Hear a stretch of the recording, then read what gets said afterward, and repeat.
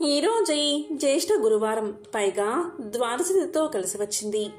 మరి ఎంతో విశేషమైన ఈరోజు ఈ కథను వింటే చాలు, దోషాలు తొలగిపోతాయి, లక్ష్మీ కటాక్షం కలుగుతుంది.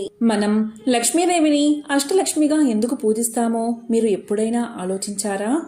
హిందూ పురాణాలలో ప్రతి సంఖ్య కొన్ని దేవతలను సూచిస్తుంది. ఉదాహరణకు 3 త్రిమూర్తులను, 5 పంచభూతాలను, 7 సప్తఋషులను మరియు 9 నవదుర్గలను సూచిస్తుంది. సంఖ్యాశాస్త్రం ప్రకారం 8 అశుభమైనదిగా పరిగణించబడుతుంది. ఎందుకంటే ఇది అష్టదారిద్రాన్ని, 8 బాధలు సూచిస్తుంది మరియు అశుభకరమైన విషయాలు మరియు దురదృష్టానికి అధిదేవత అయిన జ్యేష్ఠ దీనికి అధిపతి. అటువంటప్పుడు లక్ష్మికి అష్టలక్ష్మి, 8 శుభలక్ష్ములు, అష్టదళ పద్మం, 8 రేకుల పద్మాలు మరియు అష్టదిక్కారి, 8 దిక్కులు, 8 ఏనుగులుగా వంటి వాటితో ఎందుకు సంబంధం ఉంటుంది? ఒకానొకప్పుడు సప్త ఋషులు, 7 ఋషులు మరియు బృహస్పతి నేతృత్వంలోని ఋషులు, మునులు ప్రతి దేవుడు మరియు దేవత యొక్క ప్రతి వేదమంత్రం నుంచి ఉద్భవించే శక్తిని లెక్కిస్తున్నారు. వారు గమనించారు, 8 సంఖ్య అశుభం అయినప్పటికీ శ్రీ విష్ణుమూర్తి యొక్క అష్టాక్షరీ మంత్రం నమో నారాయణాయ ఇతరుల కంటే ఎక్కువ శక్తిని కలిగి ఉంది. ఎల్లప్పుడూ నారాయణ మంత్రాన్ని జపించే నారదుడిని వారు ఈ విషయంపై ప్రశ్నించారు. ఆ విషయం అతనికి కూడా తెలియదు. కాబట్టి అతను శ్రీ విష్ణువు యొక్క పవిత్ర నిలయమైన వైకుంఠానికి పరిగెత్తాడు. అష్టసంఖ్య ప్రమాణాన్ని ఎలా తొలగించగలిగాడో ఆ రహస్యాన్ని వెల్లడించమని శ్రీ మహావిష్ణువును అభ్యర్థించాడు నారదుడు. ఇక అతని ఆందోళన విన్న శ్రీ విష్ణుమూర్తి తన దివ్య భార్య అయిన శ్రీ మహాలక్ష్మి వైపు చూసి చిరునవ్వు నవ్వి ఆ నిజం లక్ష్మికి మాత్రమే తెలుసునని నారదుడికి చెప్పారు. అప్పుడు నారదుడు శ్రీ మహావిష్ణువును అభ్యర్థించాడు. అప్పుడు ఆమె ఆ రహస్యాన్ని ఇలా చెప్పింది. ఓ నారద, 8 సంఖ్య జ్యేష్ఠాదేవికి అధిపతి అని, అది అశుభకరమైన అష్టరిద్రాన్ని సూచిస్తుందని నాకు తెలుసు. నేనే లక్ష్మిని కాబట్టి నా భర్త మంత్రం అష్టాక్షరి అయినందున ఆ ప్రభావం నుంచి అతన్ని రక్షించడం నా కర్తవ్యం. అందుకే నేను 8 విభిన్న రూపాలను ధరించాను.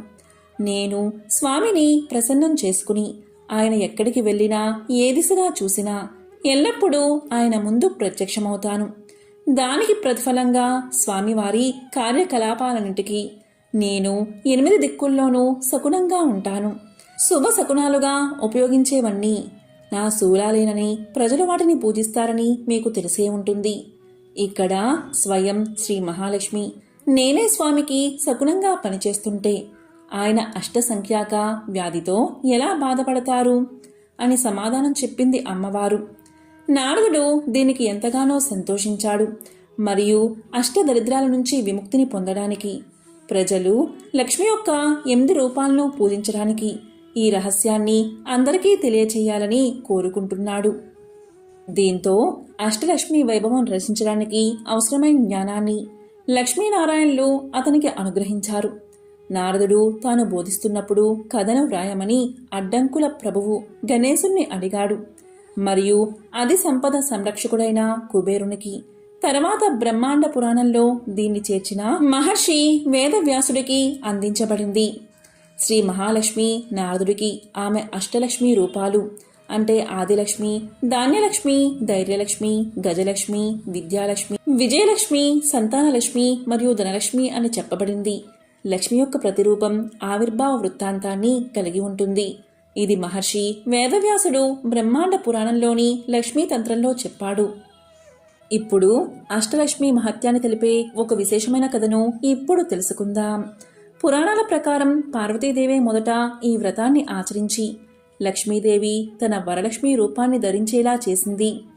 ఆదిలక్ష్మియే ప్రథమ లక్ష్మి లేదా మొదటి లక్ష్మి. ఆమె తన దైవిక భర్త ఎక్కడికి వెళ్ళినా లేదా ఎప్పుడు అవతారం ఎత్తినా అతన్ని అనుసరిస్తుంది. అంటే త్రేతాయుగంలో శ్రీరాముడికి సీతగా, ద్వాపర యుగంలో శ్రీకృష్ణుడికి రుక్మిణిగా, ప్రళయ సమయంలో కూడా ఆమె తన భర్త అయిన నారాయణుని విడిచి దూరంగా ఉండదు.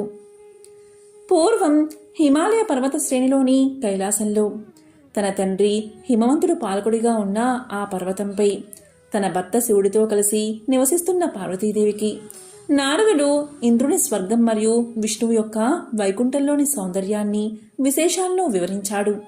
తాము ఈ విశ్వానికి ప్రకృతి పురుషులు అయినప్పటికీ తమకు సొంత ఇల్లు లేదని పార్వతీదేవి ఎంతగానో బాధపడింది. ఆమె తన కలల ఇంటిని పొందాలి అనుకుంది. తన కోరికను శివుడికి తెలియజేసింది. దీంతో ఆ కలను నెరవేర్చడానికి వ్రతం చెయ్యాలి అని కోరుకుంటుంది అమ్మవారు. అప్పుడు శివుడు లక్ష్మీదేవి వ్రతకథను వివరిస్తాడు. పార్వతీదేవి ఎంతో భక్తి శ్రద్ధలతో లక్ష్మీదేవిని పూజిస్తుంది. దీంతో లక్ష్మీదేవి పార్వతి ముందు ప్రత్యక్షమై పార్వతీదేవిని ఆశీర్వదిస్తుంది. దీంతో పార్వతి ఇంద్రుని స్వర్గం కంటే అలాగే విష్ణువు యొక్క వైకుంఠం కంటే కూడా అందమైన రాజభవనాన్ని నిర్మించమని దేవశిల్పి అయిన విశ్వకర్మను పిలుస్తుంది. విశ్వకర్మ తన అద్భుతమైన కళాకృతితో ఆ భవనాన్ని నిర్మిస్తాడు. ఈ విధంగా దక్షిణ సముద్ర జలాల్లో స్వర్ణలంక ఉద్భవిస్తుంది. దీంతో ఎంతో సంతోషించిన పార్వతీదేవి గృహ ప్రవేశం కోసం బ్రాహ్మణ పురోహితుణ్ణి ఏర్పాటు చేయమని శివుణ్ణి కోరుతుంది. కానీ శివుడు నిరాకారుడు, నిర్గుణ నిరంజనుడు. తన కలల ఇంటి ఆనందంలో ఉన్న పార్వతి శివుడి యొక్క అర్థాన్ని పట్టించుకోదు. శివుడు ఋషి అయిన పులస్త్యుడు. శివుడు తన భక్తుడైన రావణుణ్ణి పిలిచి గృహ ప్రవేశానికి పురోహితుడిగా ఉండమని కోరతాడు. ఇక రావణుడు ఆ కార్యక్రమాన్ని నిర్వర్తించగా దైవ దంపతులైన శివపార్వతులు తమ గృహ ప్రవేశాన్ని వైభవంగా చేసుకుంటారు. అయితే రావణుడు అలా చేస్తున్నప్పుడు ఆ బంగారు రాజభవనం గురించి అసూయపడి అది లోకాలను పరిపాలించే వారి వద్ద ఉండాలి కానీ ఋషి అయిన శివుడి వద్ద కానీ ఉండకూడదు అని మనసులో అనుకుంటాడు రావణుడు. ఇక ఎంతో సంతోషించిన పార్వతి రావణుడితో దక్షిణగా ఏమివ్వను అని అడుగుతుంది. అప్పటికే స్వర్ణలంక కోసం తహతహలాడుతున్న రావణుడు దాన్నే దక్షిణగా అడుగుతాడు. అతని కోరిక విని పార్వతి ఆశ్చర్యపోతుంది. శక్తి స్వరూపిణి విశ్వమాత అయినందున ఆమె తన మాట మీద నిలబడాలి కాబట్టి కాదనే అవకాశం లేదు. అందువల్ల ఆమె దుఃఖంతో లంకను విడిచి కైలాసానికి తిరిగి వస్తుంది. శివుడు రావణుణ్ణి లంకాధీశ్వరుడిగా చేసి తన గణాలతో పాటు కైలాసానికి చేరుకుంటాడు. పార్వతి ప్రియమైన కుమారులు తమ తల్లిని దుఃఖంలో చూసి బాధపడతారు. వారు ఆమె కోరికను నెరవేర్చాలి అనుకుంటారు. చాలా కాలం క్రితం పార్వతి ఒకసారి కాశీనగరమైన వారణాసిలోని గంగానది ఒడ్డున గడుపుతూ ఉండగా ఆ ప్రాంతం ఆమెకు ఎంతగానో నచ్చుతుంది. ఇది గుర్తుకు వచ్చిన గణేశుడు దానిని కార్తికేయుడికి చెబుతాడు. కానీ తల్లిదండ్రులైన శివపార్వతులు అందుకు ఒప్పుకోరు. ఎందుకంటే ఆ నగరాన్ని గెలుచుకోవడానికి గణేశ కార్తికేయులు ఆ నగర రాజుతో యుద్ధానికి దిగి అందరినీ ముక్కలు ముక్కలుగా నరికేస్తారు. తమ కుమారులు స్వార్థంతో సకల ప్రాణులను సంహరించి మహాపాపం చేయడంతో పార్వతికి వారిపై దుఃఖం, జాలి కలుగుతాయి. విశ్వమాతగా ఆ పాపాలని ప్రక్షాళన చెయ్యాలని కోరుకుంటుంది అమ్మవారు. వేదాల్లో వర్ణించినట్లుగా అన్నదానం అన్ని కార్యకలాపాల్లోకెల్లా గొప్పది కాబట్టి ఆమె ఆ ప్రదేశంలో ఒక యుగానికి పైగా కోట్లాది ప్రాణుల కోసం వండి వడ్డించింది. అందుకే ఆమెను అక్కడ అన్నపూర్ణ అని పిలుస్తారు. శివుడు స్వయంగా ఆమె ముందు ఒక పేదవాడి రూపంలో ప్రత్యక్షమై ఆమె చేతి నుంచి భిక్షను స్వీకరించాడు. అందుకే శివుడిని ఆది భిక్షువు అని పిలుస్తారు. ఆ తర్వాత ఆయన తన సర్వ వైభవంతో విశ్వనాథ విశ్వేశ్వరుడిగా అక్కడే స్థిరపడ్డాడు. శివుడు స్థిరపడ్డం చూసి పార్వతి ఆశ్చర్యంతో కళ్ళు విప్పార్చింది. అందుకే ఆమెను విశాలాక్షి అని పిలుస్తారు. వారి కుమారులు ఆ నగరాన్ని శ్మశానం వంటి ప్రదేశంలో వారికి బహుమతిగా ఇవ్వడంతో శివుడు ఈ నగరాన్ని ఆది శ్మశానం అని పిలిచి దీనిని అవిముక్త క్షేత్రాలలో మరియు మోక్షపురంలో ఒకటిగా ప్రకటించాడు. ప్రళయ సమయంలో తాను ఆ నగరాన్ని తన త్రిశూలంపై ఉంచి ఎల్లప్పుడూ రక్షిస్తానని, కాశీలో మరణించిన జీవుల చెవులలో పంచాక్షరి మంత్రాన్ని గుసగుసలాడతానని కూడా ఆయన చెప్పాడు. ఈ విధంగా పార్వతీదేవి యొక్క కల నిజమైనది. ఇదంతా కూడా లక్ష్మీ కటాక్షం వల్లే జరిగింది. ఎంతో పవిత్రమైన విశేషమైన ఈ కథను వింటే చాలు జన్మల పాపాలు తొలగి కోటి జన్మల పుణ్యం వస్తుంది. సకల శుభాలు కలుగుతాయి. త్రేతాయుగంలో మధుర పట్టణంలో సోమశేఖరుడు అనే ఒక బ్రాహ్మణుడు ఉండేవాడు. అతను సకల శాస్త్రాలు చదివాడు, 4 వేదాలు నేర్చుకున్నాడు, వేదాంత విద్యా వివేకం సంపాదించాడు. అంతేకాదు అతను ఎల్లప్పుడూ సత్యాన్నే మాట్లాడతాడు. దయామయుడు, అతని భార్య పేరు విశాలాక్షి. ఈమె ఎంతో మంచి ప్రవర్తన కలిగి ఉండేది. శీలవతి, గుణవతి, మహాపతివ్రత. ఎల్లప్పుడూ భర్తనే దైవంగా భావించి పూజించేది. వారి దాంపత్యం చూసేవారికి కన్నుల పండుగగా ఉండేది. వీరు శ్రీ మహావిష్ణువును ఎంతో భక్తి శ్రద్ధలతో పూజించేవారు. ఇంటికి వచ్చిన అతిథి అభ్యాగతులకు చక్కగా సత్కారం చేసి భోజనం పెట్టి పంపేవారు. వారి గృహం భూలోక స్వర్గంలా ఉండేది. ఈ విధంగా వీరు ఆనందంగా కాలాన్ని గడుపుతూ ఉన్నారు. ఒకరోజు ఆ బ్రాహ్మణ దంపతులు మోక్షాన్ని పొందగోరి గంగాయాత్రకు పోవాలని నిర్ణయించుకుని అలా ప్రయాణమైపోయి అక్కడ కాశీ విశ్వేశ్వరుణ్ణి దర్శించుకుని కొన్ని రోజులు అక్కడ నివసించి పవిత్రమైన గంగా జలాన్ని తీసుకుని తిరుగు ప్రయాణాన్ని మొదలుపెట్టారు. ఆ దంపతులు తిరుగు ప్రయాణంలో వస్తూ ఉండగా మార్గమధ్యలో వారికి ఒక పురుషుడు కనిపించాడు. అతను ఒక పశ్చిమ దేశస్థుడు. అతని పేరు రత్నాకరుడు. వ్యాపార నిమిత్తమై సరుకులను ఎడ్ల బండిపై ఎక్కించుకుని పోతున్నాడు. అప్పుడు ఒక ఎద్దు అధిక బరువు వల్ల నడవలేక నిల్చుని ఉంది. అంతటా రత్నాకరుడు తన నౌకరుల్లో ఒకడైన కాలకల్పుణ్ణి చూసి ఎద్దును అదిలించమని హెచ్చరించాడు. అంతటా కాలకల్పుడు తన చేతిలో ఉన్న కర్రతో దాన్ని బలంగా కొట్టాడు. అప్పుడు ఆ ఎద్దు గింజుకుని తాళ్లు తెంపుకుని తన్ను కొట్టిన కాలకల్పుణ్ణి పొడిచింది.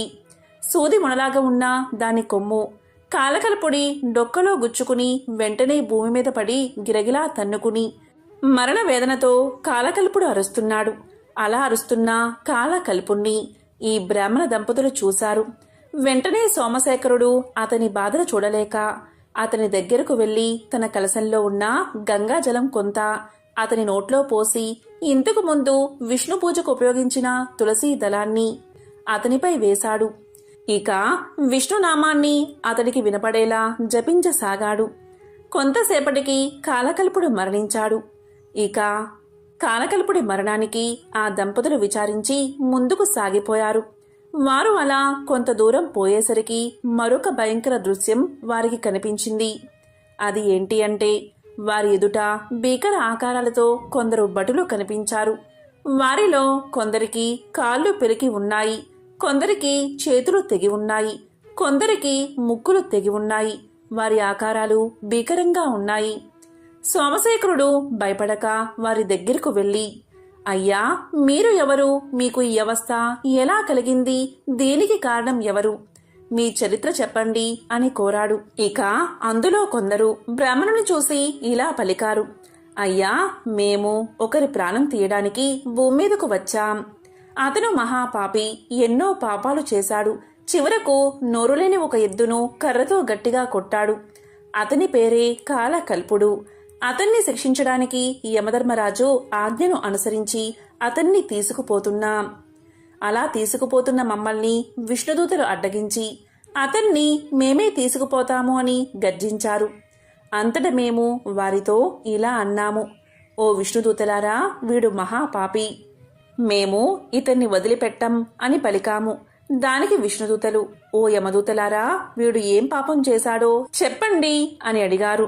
దానికి మేము, వీడు చేసిన పాపాలు ఇవి అని చెప్పడానికి వీలుపడదు, కానీ వీడు అన్ని రకాల పాపాలు చేసిన మహాపాపి అని చెప్పాము.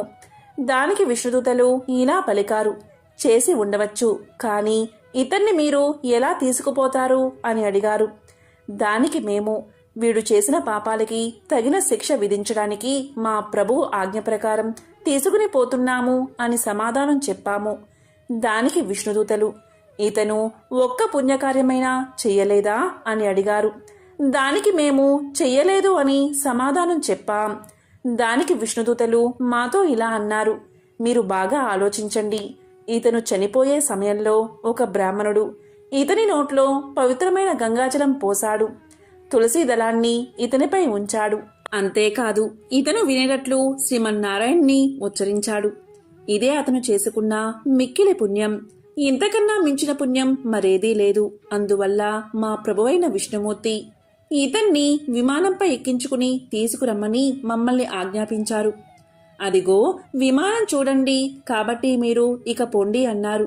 కానీ మేము వారితో ఇలా పలికాము, ఇంత మాత్రానికే ఇతన్ని విడుస్తామా?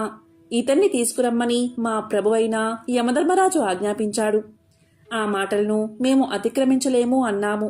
దానికి విష్ణుదూతలు సరే అయితే యుద్ధానికి సిద్ధం కండి, మిమ్మల్ని ఓడించి శ్రీ మహావిష్ణువు యొక్క ఆజ్ఞను నెరవేరుస్తాము అని చెప్పారు. ఆ విధంగా వారికి మాకు భీకర యుద్ధం జరిగింది. కాని వారందరూ మహాసూరులు. అందువల్ల మా అందరినీ క్షణాల్లో ఓడించి మమ్మల్ని అంగవైకల్యులుగా చేసి అతన్ని పుష్పక విమానంపై ఎక్కించుకుని వైకుంఠానికి తీసుకుపోయారు. వారి వల్ల ఇలా దెబ్బలు తిన్నామని, ఇలా జరిగిందని సోమశేఖరుడికి వివరించి తిరిగి వారి లోకాలకు వెళ్లిపోయారు. వారు వెళ్లిపోయాక ఆ బ్రాహ్మణ దంపతులు ఇలా అనుకున్నారు, ఆహా, గంగాజలం ఎంత గొప్పది! ఒక మహాపాపిని పవిత్ర గంగాజలం పుణ్యాత్ముణ్ణి చేసింది కదా. ఎప్పుడో ఒకప్పుడు తాగినంత మాత్రానే సమస్త పాపాలు తొలగిపోతుంటే ఇంకా కలకాలం ఇక్కడే ఉండి గంగాస్నానాన్ని ఆచరించి గంగాజలాన్ని తాగుతూ ఉంటే ఇంకా ఎంతటి భాగ్యం కలుగుతుందో కదా అనుకుని ఇక అక్కడే స్థిర నివాసాన్ని ఏర్పాటు చేసుకుని నిత్యము గంగాస్నానం చేస్తూ కాశీ విశ్వేశ్వరుని పూజిస్తూ అతిథులను ఎప్పటిలాగే ఆదరిస్తూ మంచి జీవితాన్ని గడిపారు. చివరకు వారిద్దరూ మోక్షాన్ని పొందారు. కాబట్టి జన్మ అంటే ఆ బ్రాహ్మణ దంపతులు జీవించినట్లు జీవించాలి. గంగా స్నానం చేస్తూ గంగాజలాన్ని సేవించడం వల్ల సకల శుభాలు కలుగుతాయి. దానికి ఈ కథే ప్రత్యక్ష ఉదాహరణ. ఎంతో పవిత్రమైన విశేషమైన ఈ కథను విన్నా, చదివినా, చెప్పినా, వినిపించినా జన్మల పాపాలు తొలగి కోటి జన్మల పుణ్యం వస్తుంది. సకల శుభాలు కలుగుతాయి. అంబరీషోపాఖ్యానం. పూర్వం అంబరీషుడు అనే రాజు ఉండేవాడు. అతడు పరమ భాగవోత్తముడు, ద్వాదశి వ్రతప్రియుడు. అంబరీషుడు ప్రతి ద్వాదశి రోజు తప్పకుండా వ్రతాన్ని చేస్తూ ఉండేవాడు. ఒక ద్వాదశి నాడు ద్వాదశి గడియలు స్వల్పంగా ఉన్నాయి. అందువల్ల ఆ రోజు పెందలకడినే వ్రతాన్ని ముగించి బ్రాహ్మణ సమారాధన చెయ్యదలిచి సిద్ధంగా ఉన్నాడు. అదే సమయానికి అక్కడకు కోప స్వభావుడైన దూర్వాసుడు వచ్చాడు. అంబరీషుడు ఆ మున్ని గౌరవించి ద్వాదశి గడియల్లో పారాయణ చెయ్యాలి కాబట్టి త్వరగా స్నానానికి వెళ్లి రమ్మని కోరాడు. దూర్వాసుడు అందుకు అంగీకరించి సమీపంలో ఉన్న నదికి స్నానానికై వెళ్లాడు. అంబరీషుడు ఎంతసేపు వేచి ఉన్నా దూర్వాసుడు రాలేదు. ద్వాదశి గడియలు దాటిపోతున్నాయి. అందుచేత అంబరీషుడు తనలో తాను ఇలా అనుకున్నాడు, ఇంటికొచ్చిన దూర్వాసుణ్ణి భోజనానికి రమ్మన్నాను. ఆ ముని నదికి స్నానానికి వెళ్లి ఇంతవరకు రాలేదు. బ్రాహ్మణులకు ఆతిథ్యమిస్తానని మాట ఇచ్చి భోజనం పెట్టకపోవడం మహాపాపం. అది గృహస్థులకు ధర్మం కాదు. ఆయన వచ్చు వరకు ఆగితే ద్వాదశి గడియలు దాటిపోతాయి, వ్రత భంగం అవుతుంది. ఈ ముని మహాకోపస్వభావం కలవాడు. ఆయన రాకుండా నేను భోంచేస్తే నన్ను శపిస్తాడు. నాకేమీ తోచడం లేదు. బ్రాహ్మణ భోజనాన్ని అతిక్రమించరాదు. ద్వాదశి గడియలు మించిపోకూడదు. గడియలు దాటిపోయిన తర్వాత భోంచేస్తే హరిభక్తిని వదిలినవాడవుతాను. ఏకాదశి నాడు ఉన్న ఉపవాసం నిష్కలం అవుతుంది. ద్వాదశి విడిచి భోంచేస్తే భగవంతునకు భోజనం చేసిన దుర్వాసుడుకు కోపం వస్తుంది. అదీ కాక ఈ నియమాన్ని నేను అతిక్రమిస్తే వెనుకటి జన్మయందు చేసిన పుణ్యం నశిస్తుంది. దానికి ప్రాయచిత్తం లేదు అని ఆలోచించి బ్రాహ్మణ శాపానికి భయం లేదు. ఆ భయాన్ని శ్రీ మహావిష్ణువే పోగొట్టగలడు. కాబట్టి నేను ద్వాదశి గడియల్లో భోజనం చేయడమే ఉత్తమం. అయినా పెద్దలతో ఆలోచించడం మంచిది అని సర్వజ్ఞులైన కొందరు పండితుల్ని పిలిచి వారితో ఇలా పలికాడు. ఓ పండిత శ్రేష్ఠులారా, నిన్నటి దినమున ఏకాదశి అవడం వల్ల నేను కటిక ఉపవాసం ఉన్నాను. ఈరోజు స్వల్పంగా మాత్రమే ద్వాదశి గడియలు ఉన్నాయి. ద్వాదశి గడియల్లోనే భోజనం చేయాలి. ఇంతలో నా ఇంటికి దూర్వాస మహాముని వీచ్చేశారు. ఆ మహామునిని నేను భోజనానికి ఆహ్వానించాను. అందుకు ఆయన అంగీకరించి నదికి స్నానార్థమై వెళ్లి ఇంతవరకు రాలేదు. ఇప్పుడు ద్వాదశి గడియలు దాటిపోతున్నాయి. బ్రాహ్మణుణ్ణి వదిలి ద్వాదశి గడియల్లో భోంచెయ్యవచ్చా, లేక వ్రత భంగాన్ని సమ్మతించి ముని వచ్చే వరకు వేచి ఉండాలా? ఈ రెండిటిలో ఏది ముఖ్యమైనదో తెలపండి అని కోరాడు.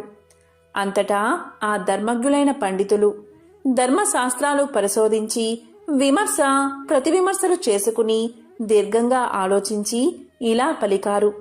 మహారాజా, సమస్త ప్రాణికోటిలా గర్భకుహ్రమందు జఠరాగ్ని రూపమున రహస్యంగా ఉన్న అగ్నిదేవుడు ఆకలిని పుట్టించి ప్రాణుడు భుజించిన చతుర్విధ అన్నమును పచనం గావించి దేహేంద్రియాదులకు శక్తిని ఇస్తున్నాడు. ప్రాణవాయువు సహాయంతో జఠరాగ్ని ప్రజ్వరిల్లుతుంది. అది చెలరేగిన క్షుద్బాధ దప్పిక కలుగుతుంది. ఆ తపము చల్లార్చాలి అంటే అన్నము నీరు పుచ్చుకుని శాంతపరచాలి. శరీరానికి శక్తి కలగజేసేవాడు అగ్నిదేవుడు.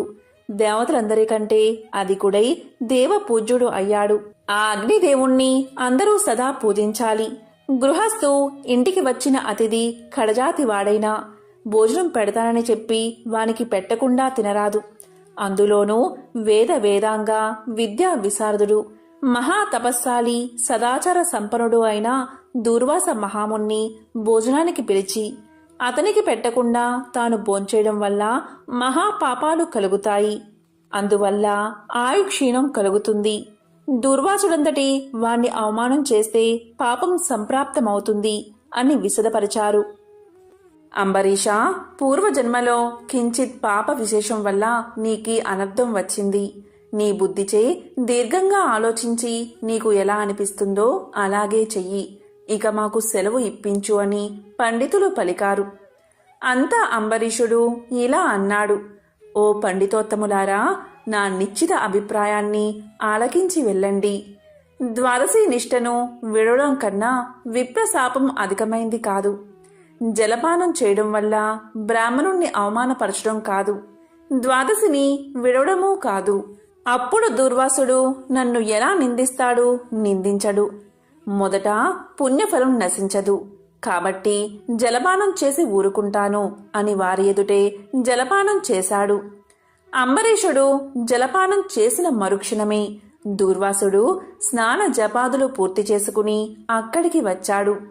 వచ్చిన వెంటనే ఆ ముని మహారౌద్రాకారుడై కళ్ళ వెంట నిప్పులు కక్కుతూ ఇలా అన్నాడు. ఓరీ మదాంత, నన్ను భోజనానికి రమ్మని నేను రాకుండానే నువ్వు ఎలా భోంచేశావు? ఎంత దుర్మార్గము, ఎంత నిర్లక్ష్యము, ఎంతటి ధర్మ పరిత్యాగివి! అతిథికి అన్నం పెడతానని ఆశ చూపి పెట్టకుండా తాను తిన్నవాడు మలభక్షకుడు అవుతాడు. అలాంటి అధముడు మరుజన్మలో పురుగై పుడతాడు. నీవు భోజనానికి బదులు జలపానం చేశావు. అది భోజనంతో సమానమైనదే. నీవు అతిథిని విడిచి భోజనం చేశావు కాబట్టి నీవు నమ్మకద్రోహి అవుతావే కాని హరిభక్తుడివి ఎలా కాగలవు? శ్రీహరి బ్రాహ్మణ అవమానాన్ని సహించడు. నన్ను అవమానించడం శ్రీహరిని అవమానించడమే. నీ వంటి హరినిందాపరుడు మరియొకడు లేడు. నీవు మహాభక్తుడవని అతి గర్వం కలవాడవై ఉన్నావు. ఆ గర్వంతోటే నీవు నన్ను భోజనానికి ఆహ్వానించి అవమానపరిచి నిర్లక్ష్యంగా జలపానం చేశావు. అంబరీష, నీవు ఎలా పవిత్ర రాజకుటుంబంలో పుట్టినావురా? నీ వంశం కలంకం కాలేదా అని కోపంతో నోటికి వచ్చినట్లు తిట్టాడు. అంబరీషుడు ముని కోపానికి గడగడా వణుకుతూ ముకులిత హస్తాలతో ఇలా అన్నాడు. మహానుభావా, నేను ధర్మహీనుడను. నా అజ్ఞానంచే నేనీ కార్యాన్ని చేశాను. నన్ను రక్షించండి. బ్రాహ్మణులకు శాంతే ప్రధానము. మీరు తపోధనులు, దయా దాక్షిణ్యాలు కలవారు కాబట్టి నన్ను కాపాడండి అని అతని పాదాలపై పడ్డాడు. దయాశూన్యుడైన దుర్వాసుడు అంబరీషుడి తలను తన ఎడమకాలితో తన్ని, దోషికి శాపం ఇయ్యకుండా ఉండరాదు. నీవు మొదటి జన్మలో చేపగాను, రెండవ జన్మలో తాబేలుగాను, మూడవ జన్మలో పందిగాను, నాలుగవ జన్మలో సింహంగాను, ఐదవ జన్మలో వామనుడిగాను, ఆరవ జన్మలో క్రూరుడువైన బ్రాహ్మణుడుగాను, ఏడవ జన్మలో మూఢుడువైన రాజుగాను, ఎనిమిదవ జన్మలో రాజ్యం కాని సింహాసనం కాని లేనట్టి రాజుగాను, తొమ్మిదవ జన్మలో పాషాండ మతస్థునిగాను, 10వ జన్మలో పాప బుద్ధి గల దయలేని బ్రాహ్మణుడుగాను పుట్టెదుగాక అని వెనుక ముందు ఆలోచించక శపించెను. ఇంకా కోపం తగ్గనందున మరలా శపించుటకు ఉద్యుక్తుడు అవుతుండగా శ్రీ మహావిష్ణువు బ్రాహ్మణ శాపం వృధా కాకూడదని తన భక్తునికి ఏ అపాయం కలగకుండా ఉండడానికి అంబరీషుని హృదయంలో ప్రవేశించి ఇలా పలికాడు. మునివర్య, అలాగే మీ శాపాన్ని అనుభవిస్తాను అని ప్రాధేయపడ్డాడు. కాని దూర్వాసుడు ఇంకా కోపం పెంచుకుని శపించబోగా శ్రీమన్నారాయణుడు తన సుదర్శన చక్రాన్ని అడ్డు పెట్టెను. ఆ సుదర్శనం కోటి సూర్య ప్రభలతో అగ్నిజ్వాలు కక్కుతూ దూర్వాసునిపై పడబోయింది. అంత దూర్వాసుడు ఆ చక్రం తనను మసిచేయనని తలంచి ప్రాణాలపై ఆశ కలిగి అక్కడ్నుండి బతుకు జీవుడా అని పరుగుపెట్టాడు. మహా తేజస్సుతో చక్రాయుధం దూర్వాసుని తరుముచూ ఉంది. దూర్వాసుడు తన్ను కాపాడమని భూలోకంలో ఉన్న మహాముళ్లను, దేవలోకానికి వెళ్లి దేవేంద్రుణ్ణి, బ్రహ్మలోకానికి వెళ్లి బ్రహ్మదేవుణ్ణి, కైలాసానికి వెళ్లి పరమేశ్వరుణ్ణి ఎంత ప్రార్థించినా వారు సైతం చక్రాయుధం బారి నుండి దూర్వాసుని కాపాడలేకపోయారు. ఆ విధంగా ముక్కోపి అయిన దూర్వాసుడు భూలోకము, భువర్లోకము, పాతాళలోకము, సత్యలోకాలకు తిరిగి తిరిగి అన్ని లోకాల్లోనూ తన్ను రక్షించేవారు లేకపోవడం వల్ల వైకుంఠంలో ఉన్న మహావిష్ణువు దగ్గరకు వెళ్లి ఇలా పలికాడు: వాసుదేవా, జగన్నాథ, శరణాగత రక్షణ బిరుదాంకిత, రక్షించుము. నీ భక్తుడైన అంబరీషునకు కీడు చెయ్యదలిచిన నేను బ్రాహ్మణుణ్ణి కాను. ముక్కోపినై మహా అపరాధం చేశాను. నీవు బ్రాహ్మణ ప్రియుడవు. బ్రాహ్మణుడైన భృగు మహర్షి నీ యురంపై తన్నినను సహించావు. ఆ కాలిగుర్తు నేటికిని నీ వక్షస్థలమందున్నది. ప్రశాంత మనస్కుడివై అతన్ని రక్షించినట్లే కోపంతో నీ భక్తునికి శాపమిచ్చినా నన్ను కూడా రక్షించుము. శ్రీహరి, నీ చక్రాయుధం నన్ను చంపవస్తున్నది అని దూర్వాసుడు శ్రీమన్నారాయణ్ణి పరిపరి విధాలా ప్రార్థించాడు. ఆ విధంగా దూర్వాసుడు అహంకారాన్ని వదిలి తనను ప్రార్థించడం చూసి శ్రీహరి చిరునవ్వు నవ్వి, దూర్వాసా, నీ మాటలు యథార్థాలు. నీ వంటి తపోధనులు నాకు అత్యంత ప్రియులు. నీవు బ్రాహ్మణ రూపమున పుట్టిన రుద్రుడవు. నిన్ను చూసిన వారు 3 లోకాలయందు భయపడకుండా ఉంటారా? నేను త్రికరములచే బ్రాహ్మణులకు మాత్రం ఎట్టి హింస కలిగించను. ప్రతి యుగమందున గో, దేవ, బ్రాహ్మణ, సాధు జనులకు సంభవించే ఆపదలను పోగొట్టడానికి ఆయా పరిస్థితులకు తగిన రూపాలు ధరించి దుష్ట శిక్షణ, శిష్ట రక్షణ చేస్తాను. నీవు అకారణంగా అంబరీషుణ్ణి శపించావు. నేను శత్రువుకైనను మనోవాకాయాలందు కూడా కీడు తలపెట్టను. ఈ ప్రపంచమందు కల ప్రాణి సమూహము నా రూపంగానే చూస్తాను. అంబరీషుడు ధర్మయుక్తంగా ప్రజాపాలన చేస్తూ ఉన్నాడు. కాని అటువంటి నా భక్తుణ్ణి నీవు అనేక విధాలా దూషించావు. నీ ఎడమ పాదంతో తన్నావు. అతని ఇంటికి నీవు అతిథివై వచ్చి కూడా నేను వేలకు రాని ఎడలా 12 గడియలు దాటకుండా భుజించమని అంబరీషుడుకు చెప్పలేకపోయావు. అతడు వ్రతభంగానికి భయపడి నీ రాకకై చూసి చూసి జలపానం మాత్రమే చేశాడు. అంతకంటే అతడు అపరాధం ఏమి చేశాడు? చాతుర్వర్ణాల వారికి భోజన నిషిద్ధ దినాలయందు కూడా జలపానం దాహ శాంతికి, పవిత్రతకు చెయ్యదగిందే కదా. జలపానం చేసినంత మాత్రమున నా భక్తుణ్ణి దూషించి శపించావు. అతడు వ్రతభంగానికి భయపడి జలపానం చేసినాడు కాని నిన్ను అవమానించుటకు చెయ్యలేదే. నీవు మండిపడుతున్నా బతిమాలి నిన్ను శాంతింప చేయడానికే చూశాడు. ఎంత బ్రతిమాలినా నీవు శాంతించనందున నన్ను శరణు వేడుకున్నాడు. నేనప్పుడు రాజు హృదయంలో ప్రవేశించాను. నీ శాపఫలము 10 జన్మల్లో అనుభవిస్తాను అని పలికిన వాడిని నేనే. అతడు నీ వల్ల భయంచే నన్ను శరణు వేడాడు. కాని తన దేహం తాను తెలుసుకునే స్థితిలో లేడు. నీ శాపాన్ని అతడు వినలేదు. అంబరీషుడు నా భక్త కోటిలో శ్రేష్ఠుడు, నిరపరాధి, దయాశాలి, ధర్మ తత్పరుడు. అటువంటి వాడిని అకారణంగా దూషించావు. అతన్ని నిష్కారణంగా శపించావు. విచారించకు. ఆ శాపాన్ని లోకోపకారానికై నేనే అనుభవిస్తాను.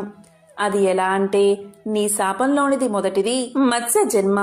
నేనీ కల్పమున మనువును రక్షించే నిమిత్తం సోమకుడు అనే రాక్షసుణ్ణి చంపే నిమిత్తం మత్స్య రూపం ఎత్తుతాను. మరికొంతకాలానికి దేవదానవులు క్షీరసాగరాన్ని మదించుటకు మందర పర్వతాన్ని కవ్వంగా చేస్తారు. ఆ పర్వతం నీటిలో మునగకుండా కూర్మ రూపమున నా వీపున మోస్తాను. వరహ జన్మ ఎత్తి హిరణ్యాక్షుణ్ణి వధిస్తాను. నరసింహ జన్మ ఎత్తి హిరణ్యకశిపుణ్ణి చంపి ప్రహ్లాదుణ్ణి రక్షిస్తాను. బలిచే స్వర్గం నుండి పారద్రోలబడిన ఇంద్రుడకు తిరిగి స్వర్గాన్ని అప్పగించడానికి వామన రూపమెత్తి బలిచక్రవర్తిని పాతాళ లోకానికి తొక్కేస్తాను. భూభారాన్ని తగ్గించడానికై క్షత్రియులను చంప బ్రాహ్మణునై జన్మించి భూభారాన్ని తగ్గిస్తాను. లోకకంటకుడైన రావణుణ్ణి చంపి లోకోపకారం చేయడానికి రఘువంశమున రాముడై జన్మిస్తాను. తరువాత యదువంశమున కృష్ణుడిగా, కలియుగమున బుద్ధుడిగా, కలియుగాంతమున విష్ణు చిత్తుడను విప్రుడి ఇంట కల్కి అనే పేరుతో జన్మించి గుర్రాన్ని ఎక్కి తిరుగుతూ బ్రహ్మద్వేషులందరినీ మట్టు పెడతాను. నీవు అంబరీషుడికి శాపరూపమును ఇచ్చిన 10 జన్మలు ఈ విధంగా పూర్తి చేస్తాను. ఈ విధంగా నా దశావతారాలను సదా స్మరించే వారికి సమస్త పాపాలు హరింపచేసి వైకుంఠ ప్రాప్తిని నొసంగుతాను. ఇది ముమ్మాటికి తథ్యము.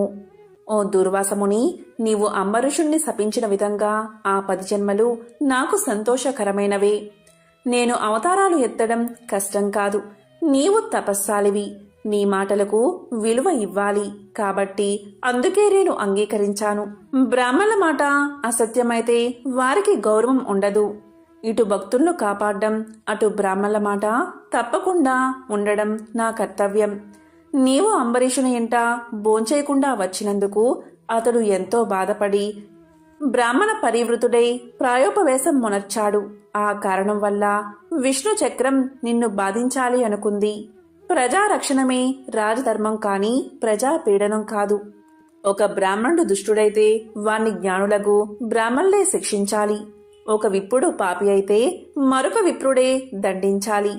ధనుర్బాణాలు ధరించి ముష్కరుడై యుద్ధానికి వచ్చిన బ్రాహ్మణుని తప్ప మరెవరిని ఎప్పుడూ దండించకూడదు. బ్రాహ్మణ యువకుడిని దండించుట కంటే పాతకం లేదు. విప్రుణ్ణి హింసించువాడు, హింసింపచేసేవాడు బ్రాహ్మణ హంతకులని న్యాయశాస్త్రాలు ఘోషిస్తున్నాయి. బ్రాహ్మణుణ్ణి సిగబట్టి లాగినవాడు, కాలితో తన్నినవాడు, విప్రద్రవ్యాన్ని హరించేవాడు, బ్రాహ్మణుణ్ణి గ్రామం నుండి తరిమినవాడు, విప్ర పరిత్యాగం చేసినవాడు బ్రహ్మహంతకులే అవుతారు.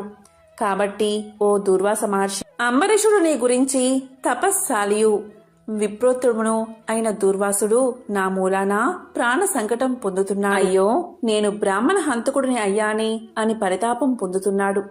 కాబట్టి నీవు వేగమే అంబరీషుని దగ్గరకు వెళ్ళు. అందువల్ల మీ ఇద్దరికీ శాంతి కలుగుతుంది అని విష్ణువు దూర్వాసుడికి నచ్చచెప్పి అంబరీషుని వద్దకు పంపాడు. అలా దూర్వాసుడు శ్రీమన్నారాయణుడి దగ్గర సెలవు తీసుకుని తన్ను వెన్నంటి తరుముతున్న విష్ణు చక్రాన్ని చూసి భయపడుతూ తిరిగి మళ్లీ భూలోకానికి వచ్చి అంబరీషుని దగ్గరకు వెళ్లి, అంబరీషా, ధర్మ పాలక, నా తప్పు క్షమించి నన్ను రక్షించు. నీకు నాపై గల అనురాగంతో ద్వాదశి పారాయణకు ఆహ్వానించావు. కాని నిన్ను కష్టాల పాలు చేసి వ్రతభంగం చేయించి నీ పుణ్యఫలాన్ని నాశనం చెయ్యాలి అనుకున్నాను. కాని నా దుర్బుద్ధి నన్నే వెంటాడి నా ప్రాణాలు తీయడానికి సిద్ధమైనది. నేను విష్ణువు దగ్గరకు వెళ్లి ఆ విష్ణు చక్రం వల్ల ఆపద నుండి రక్షించమని ప్రార్థించాను. ఆ పురాణ పురుషుడు నాకు జ్ఞానోపదేశం చేసి నీ వద్దకు వెళ్ళమని చెప్పాడు. కాబట్టి నీవే నాకు శరణ్యము. నేను ఎంతటి తపస్సాలినైనను, ఎంత నిష్ఠ గలవాడైనను నీ నిష్కలంక భక్తి ముందు ఏవీ పనిచెయ్యలేదు. నన్నీ విపత్తు నుండి కాపాడు అని అనేక విధాలా ప్రార్థించగా అంబరీషుడు శ్రీమన్నారాయణుణ్ణి ధ్యానించి, ఓ సుదర్శన చక్రమా, నీకివే నా మనఃపూర్వక వందనాలు. ఈ దూర్వాస మహాముని తెలిసో తెలియకో తొందరపాటుగా ఈ కష్టాలు కొని తెచ్చుకున్నాడు. అయినా ఇతడు బ్రాహ్మణుడు కాబట్టి ఇతన్ని చంపకూడదు. ఒకవేళ నీ కర్తవ్యాన్ని నిర్వహించాలి అనుకుంటున్నావేమో, ముందు నన్ను చంపి తర్వాత దుర్వాసుని చంపు. నీవు శ్రీమన్నారాయణుడి ఆయుధానివి. నేను ఆ శ్రీమన్నారాయణుడి భక్తుడను. నాకు ఆ శ్రీమన్నారాయణుడే ఇలవేల్పు, దైవము. నీవు శ్రీహరి చేతిలో నుండి అనేక యుద్ధాలలో అనేక మంది లోకకంటుకులను చంపితివి కాని శరణు కోరిన వారిని ఇంతవరకు చంపలేదు. అందువల్లే ఈ దుర్వాసుడు ముల్లోకాలు తిరిగినా ఇతన్ని వెంటాడుతూనే ఉన్నావు కాని చంపడం లేదు. దేవా, సురాసురాది భూతకోటి అన్నియు ఒక్కటిగా ఏకమైనను నిన్నేమీ చెయ్యజాలవు. నీ శక్తికి ఏ విధమైన అడ్డూ లేదు. ఈ విషయం లోకమంతటికీ తెలుసును. అయినా మునిపుంగవునికి ఏ అపాయమూ కలగకుండా రక్షించమని ప్రార్థిస్తున్నాను. నీ యందు ఆ శ్రీమన్నారాయణ శక్తి ఈమెడి ఉన్నది. నిన్ను వేడుకుంటున్న నన్ను శరణు వేడిన ఈ దూర్వాసుని రక్షించుము అని అనేక విధాలా స్తుతించడం వల్ల అతి రౌద్రాకారంతో నిప్పులు గక్కుతున్న విష్ణు చక్రాయుధం అంబరీషుడి ప్రార్థనలకు శాంతించి, ఓ భక్తాగ్రేశ్వర అంబరీష, నీ భక్తిని పరీక్షించడానికే ఈ విధంగా చేశాను కాని వేరేలా కాదు. అత్యంత దుర్మార్గులు మహాపరాక్రమవంతులైన మధు కైటబులను దేవతలందరూ ఏకమై కూడా చంపజాలని మూర్ఖులను నేను దునుమాడ్డం నీకు తెలుసు కదా. ఈ లోకంలో దుష్ట శిక్షణ శిష్ట రక్షణకై శ్రీహరి నన్ను వినియోగించి ముల్లోకాల యందు ధర్మాన్ని స్థాపిస్తూ ఉంటాడు. ఇది అందరికీ తెలిసిన విషయమే.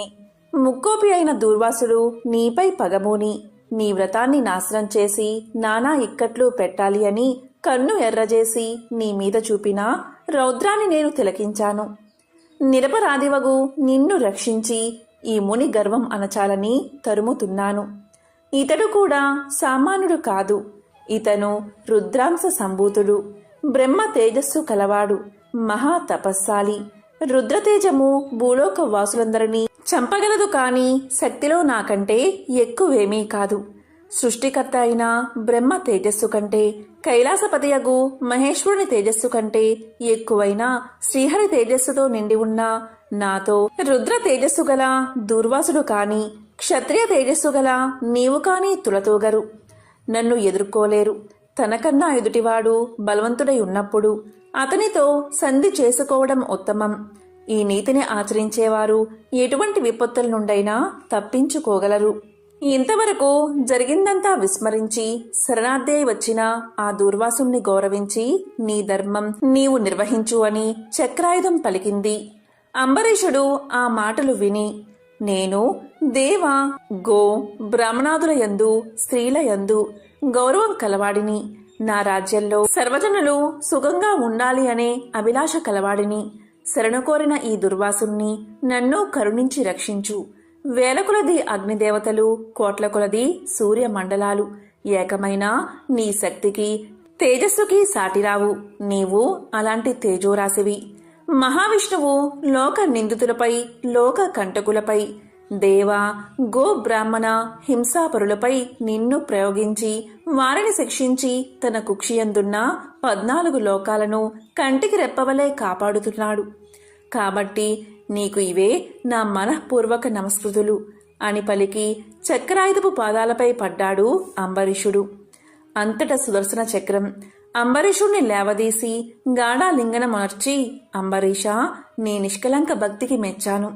విష్ణు స్తోత్రం 3 కాలాలయందు ఎవరు పఠిస్తారో, ఎవరు దాన ధర్మాలతో పుణ్యఫలమును వృద్ధి చేసుకుంటారో, ఎవరు పరులను హింసించక, పరధనములకు ఆశపడక, పరస్త్రీలను చెరబెట్టక, గోహత్య, బ్రాహ్మణ హత్య, శిశు హత్యాది మహాపాతకాలు చెయ్యకుందరో అట్టివారి కష్టాలు నశించి ఇహమందు పరమందు సర్వ సౌఖ్యాలతో తులతూగుతారు. కాబట్టి నిన్ను దుర్వాసుని రక్షిస్తున్నాను. నీ ద్వాదశి వ్రత ప్రభావం చాలా గొప్పది. నీ పుణ్యఫలం ముందు ఈ మునిపుంగువుని తపశ్శక్తి పనిచేయలేదు అని చెప్పి అతన్ని ఆశీర్వదించి సుదర్శన చక్రం అదృశ్యమైపోయింది. ఆ తర్వాత అంబరీషుడు దుర్వాసుని పాదాలపై పడి దండ ప్రణామాలు ఆచరించి పాదాలు కడిగి ఆ కడిగిన నీళ్లను తన శిరస్సుపై చల్లుకుని, ఓ మునిశ్రేష్ఠ, నేను సంసార మార్గమందున్న ఒక సామాన్య గృహస్థుడను. నా శక్తి కొలది నేను శ్రీమన్నారాయణ్ణి సేవిస్తాను. ద్వాదశి వ్రతం చేసుకుంటూ ప్రజలకు ఎట్టి కీడు రాకుండా ధర్మవత్తుండై రాజ్యం ఏలుతున్నాను. నా వల్ల మీకు సంభవించిన కష్టానికి నన్ను మన్నించండి.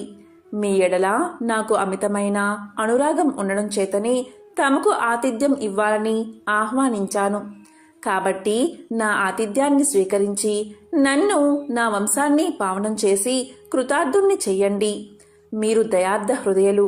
ప్రథమ కోపంతో నన్ను శపించినా మరలా నా గృహానికి విచ్చేశారు. నేను ధన్యుణ్ణి అయ్యాను. మీ రాక వల్ల శ్రీ మహావిష్ణువు యొక్క సుదర్శనాన్ని చూసే భాగ్యం నాకు కలిగినది. అందువల్ల నేను మీ ఉపకారాన్ని మరవలేకున్నాను. మహానుభావా, నా మనస్సు సంతోషంచే మిమ్మల్ని ఎలా స్తుతించాలో నా నోట పలుకులు రాకున్నవి. నా కళ్ళ వెంట వచ్చు ఆనంద బాష్పాలతో తమ పాదాలు కడుగుతున్నాను. తమకు ఎంత సేవ చేసిననో ఇంకా రుణపడి ఉంటాను.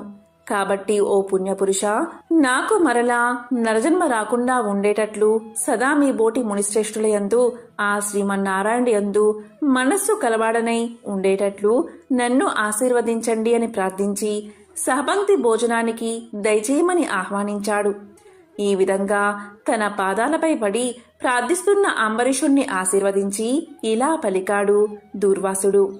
రాజా, ఎవరు ఎదుటివారి బాధన నివారణ గావించి ప్రాణాలు కాపాడతారు, ఎవరు శత్రువులకైనా శక్తి కొలది ఉపకారం చేస్తారు, అలాంటి వారు తండ్రితో సమానమని ధర్మశాస్త్రాలు తెలియజేస్తున్నాయి.